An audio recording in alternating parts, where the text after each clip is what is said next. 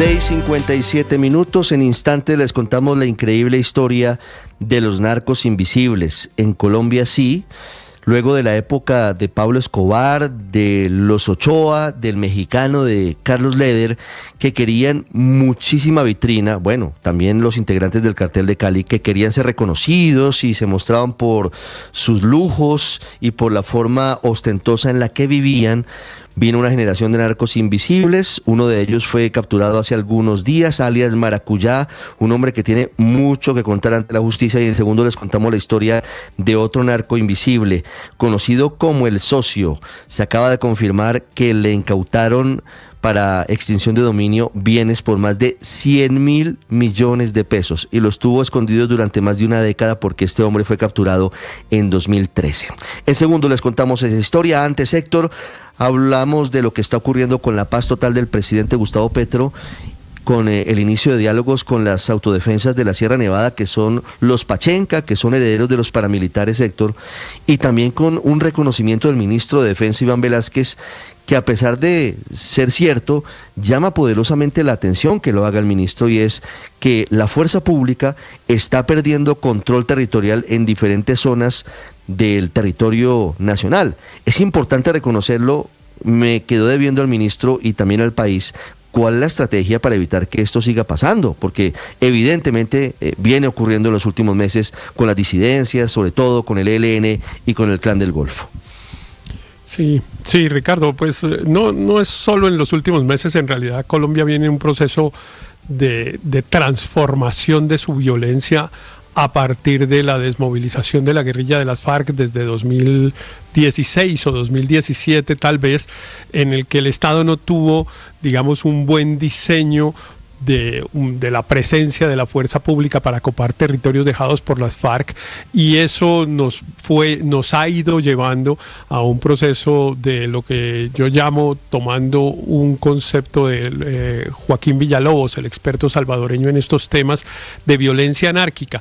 Ese montón de grupillos por todas partes que tenemos, y pues bueno, lo muestra la paz total, que todos los días abre 1, 2 mesas. Estas semanas se abrieron 2 nuevas, y eso lo que muestra es que hay una situación anárquica en las expresiones de violencia que hace que sean muy difíciles de responder por parte del Estado, porque cuando hay crimen organizado fuertemente, como lo fue el cartel de Medellín o el cartel de Cali o la guerrilla de las FARC, pues digamos que el Estado sabe con quién hay que hablar o a quién hay que perseguir o qué modalidades de actuación tienen, pero cuando son centenares de estas organizaciones, pues la situación se vuelve realmente muy compleja.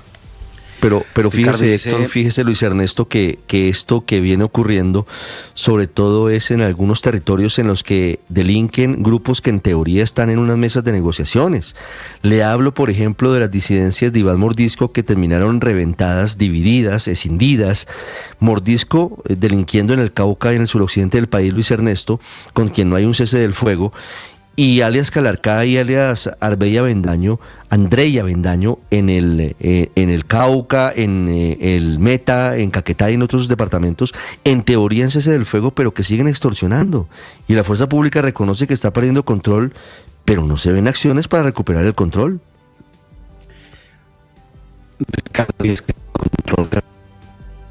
Ya regreso con usted, Luis Ernesto. Daniel, Ricardo. 7, 1 minuto. Ricardo, mire, la última información que se tiene de un informe de la Defensoría del Pueblo de este año es que, por ejemplo, las autodenominadas autodefensas gaitanistas de Colombia han pasado de hacer presencia en 213 municipios en 2019 a 392 en el 2024. Eso es un aumento del 84%. El ELN aumentó en 56% el número de municipios donde hace presencia. El que más ha aumentado son las disidencias de las FARC, con un aumento del 141%, que significa haber pasado de 124 municipios donde hacían presencia en 2019 a 300 en 2024. Y otros grupos del crimen organizado han aumentado un 61%. Es decir, esto es innegable. Yo creo que el ministro hace bien en reconocer públicamente que están perdiendo el control territorial en muchas zonas del país. Y esto no es la presencia, es las acciones que cometen estos grupos criminales en el territorio, que van desde un aumento muy fuerte en las acciones terroristas que que cometen estos grupos criminales, sino también medidas de control social, confinamientos, órdenes a la población a qué horas pueden salir, qué tipo de bienes pueden comprar, de qué proveedores, una cantidad de medidas que están recogiendo varias bases de datos.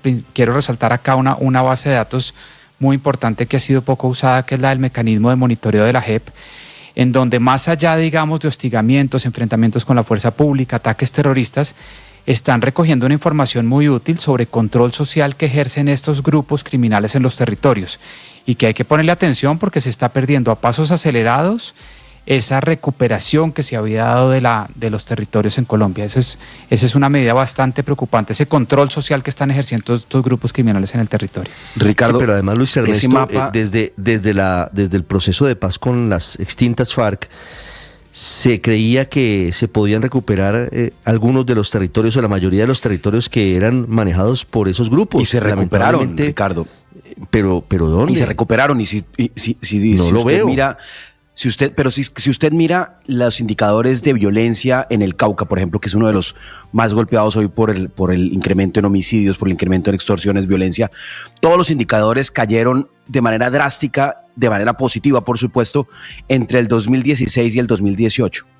Y empezó a haber un leve incremento a partir del 2019, 20, 22, y sin duda alguna, hoy han alcanzado su peor nivel y de pérdida de control territorial. Y eso tiene que ver, y no lo podemos dejar de decir, tiene que ver con no haber sido capaces como Estado colombiano de cumplir con el acuerdo de paz, porque la lógica del acuerdo de paz era que quienes ocupaban ese territorio de manera ilegal, que eran las FARC, se desmovilizaban, participaban en política, pero llegaba el Estado, y el Estado nunca llegó, porque lamentablemente la implementación pues quedó, digamos, el gobierno de Iván Duque se dedicó a desmontar el acuerdo de paz, a ver cómo reversaba la JEP. Pero Luis Ernesto, y muchos de los temas... Seamos leales. Lamentablemente el gobierno Santos tampoco fue muy efectivo en copar esos territorios con inversión social. Ricardo, no fue efectivo. Ricardo, las cifras contradicen del presidente Iván Duque. Las cifras contradicen esa afirmación si se observa, por ejemplo, la tasa de homicidios en el Cauca. La tasa de homicidios en el Cauca en los 2 últimos años, casi 3 últimos años, porque incluso antes de la firma del acuerdo de paz, vieron una caída fundamental. Esa tasa de homicidio que ahora está casi que 3-4 veces como la dejó el gobierno del presidente Juan Manuel Santos, que estuvo 2 años implementando el acuerdo de paz, claro, pues es porque las organizaciones criminales coparon el espacio que tenía que haber copado el Estado, coparon el espacio que abandonó las FARC, y eso lamentablemente hoy lo estamos pagando, pero sin duda alguna la respuesta no puede ser seguir cediendo control territorial, y yo considero que la respuesta del actual gobierno, que consiste en el diálogo, es absolutamente insuficiente. El Estado tiene que hacer presencia, el Estado no puede ceder el principio de autoridad y tiene además que ejercer el control territorial en todos los rincones del país y ejercer la fuerza, la violencia, que esa es la autonomía del Estado colombiano. 705, María Consuelo, muy bueno el diagnóstico, el ministro de Defensa actuando como analista. Lo que falta es que nos digan cómo van a recuperar ese control territorial en muchas partes del país. Hoy amanecimos, María Consuelo, en Corinto, Cauca, las disidencias van, tocan a la puerta de una casa, sacan a una persona, la llaman por su nombre, la matan delante de todo el mundo y no pasa nada. En Puerto Wilches patrullan las disidencias. No tenía en el radar, por ejemplo, que las disidencias ya estaban de nuevo en el Magdalena Medio santandereano, y la fuerza pública no nos ha mostrado cuál es el plan para recuperar el control territorial. Terrible, pero adicionalmente de el ministro oficiando como analista y haciendo diagnósticos, o sea, aquí no salimos del diagnosticentro. Uno de los negociadores de paz nos decía hace pocos días, el doctor Camilo González Pozo, en una entrevista aquí en Blue Radio, que ya hay 36 frentes post-FARC organizados en la Segunda Marquetalia, en el MC, en el ME, Frente 57, o sea, hay toda una taxonomía nuevamente de ese diagnóstico, pero además se legitima con todas esas mesas de negociación y con todas esas mesas de diálogo. Entonces, cada frente, cada una de esas violencias anárquicas que mencionaba Héctor, cada una de esas expresiones violentas tiene un estatus al sentarse en una mesa y al tener en el gobierno una contraparte para dialogar. Entonces, es esa la estrategia. Mientras toman control territorial y el presidente y el ministro de la Defensa lo acepta y lo reconoce, por otro lado, a todo el que es violento se le da un estatus de negociación política. Ricardo, pero no hay que repetir ese mal análisis, un diagnóstico equivocado de una supuesta pérdida de control territorial. El control territorial está perdido en Colombia hace décadas. Lo único que lo ha restaurado es cuando los procesos de paz han evacuado a los ilegales de los territorios, primero con los paramilitares y después con las FARC. Antes de las FARC, del proceso con las FARC, estaban en más de 500 municipios. Después del proceso de paz bajaron a menos de 100 municipios. No es que el Estado hubiera recuperado el control, sino mediante un proceso de negociación, estos ilegales salieron de esos territorios. El problema del conflicto en Colombia consiste precisamente en eso, falta de control territorial. En el Cauca no lo ha habido hace décadas. En Arauca no lo ha habido hace décadas. El problema es que cuando los ilegales han salido de los territorios, el Estado no los ha copado. Eso es lo que creíamos que iba a pasar después del proceso de paz con las FARC y no se hizo. Y ha venido aumentando desde el 2016 o 18 la presencia de número en territorios adicionales, de número de organizaciones criminales reproduciéndose, porque el Estado va a apagar incendios. El Estado no tiene control territorial en la mayoría del país. Obviamente hay una cantidad de razones históricas, geográficas, es muy difícil. Son muchos municipios, estamos llenos de selvas y montañas. Pero el problema consiste en eso. La diferencia entre un país como Colombia y otro como puede ser Uruguay es que allá la fuerza pública tiene pleno control territorial. En Colombia no lo tiene hace décadas. Entonces no nos sorprendamos ahora. Ministro, no nos sorprendamos ahora, y por eso ese diagnóstico está mal hecho y no hay que usarlo. Está perdido desde hace rato. Este gobierno lo heredó perdido. El anterior heredó un proceso que empezó con Santos, Álvaro, como usted dice, Ricardo, de no ocupación de los territorios disponibles después de las FARC, y hemos llegado a donde hemos llegado. Es cierto. Solamente le diría una cosa, Álvaro, tiene usted razón. Este gobierno lamentablemente ha perdido el control territorial en otras zonas. No lo recibió recuperado plenamente. Claro que se sigue aumentando la pérdida de control. Ha aumentado la pérdida. Ese es un buen diagnóstico. Ha empeorado. Tiene usted toda la razón. Ha empeorado el control territorial, que tiene varias aristas y preocupaciones, Aurelio, porque uno, que lo reconozca el ministro es importante si el gobierno, para reconocerlo, emprende un plan para esa recuperación. Uno. Y dos, no sé si esto tenga que ver con los diálogos que se están empezando a adelantar con el Clan del Golfo y con los Pachenca, que en teoría tienen que ser diálogos para el sometimiento. No sé si esta sea una puerta para empezar a abrirles reconocimientos políticos a diferentes grupos armados al margen de la ley. Claro, Ricardo, es que lo que estamos hablando acá, pues no era nuevo.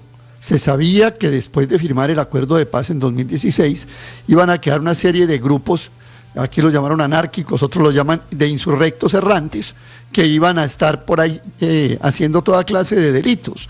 Entonces uno coge un lápiz y escribe una lista eterna de pachencas, espartacos, chotas y bueno, el Clan del Golfo, gaitanistas, todo eso.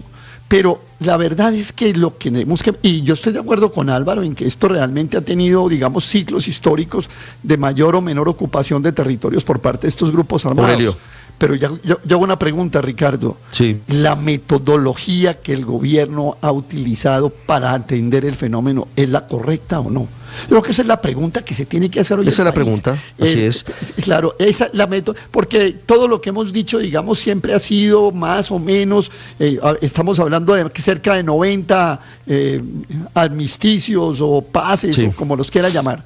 Y la metodología es la correcta después de 2 años. El gobierno no se tiene que sentar a decir, oiga, ¿cuál es la metodología? Esa es la gran pregunta. Para por lo menos disminuir la violencia en Colombia y recuperar el control en territorios. Si me permite, se la traslado de inmediato al señor ministro del Interior, Juan Fernando Cristo, que nos atiende hasta ahora. Ministro, buenos días.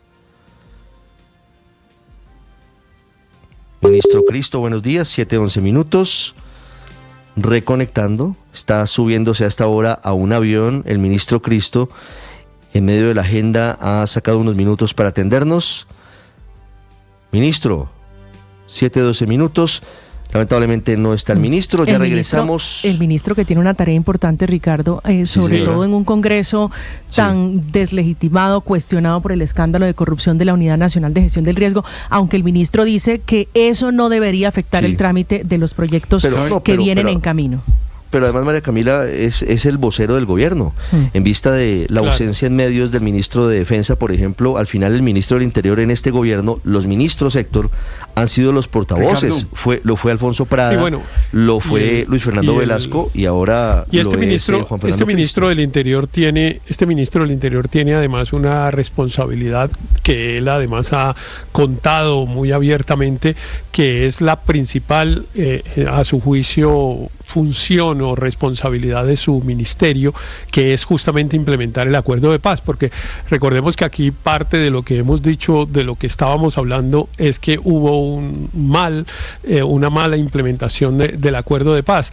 No se coparon los territorios ni por la fuerza pública ni por otras agencias del Estado que tenían el deber de desarrollar allí acciones de inversión social u otros programas que se habían pactado para tratar de consolidar, como se llamó en su momento, esos territorios. Entonces, pues seguramente él también, pues no solamente tiene un diagnóstico que no sé si coincide con el que dijo el ministro Velázquez, pero seguramente lo que sí tiene es ideas y acciones para tratar de acelerar la implementación de ese acuerdo y tratar de responder también de esa manera a la situación de orden público. 7:13 minutos. Ricardo, yo me hago intentamos conectar en minutos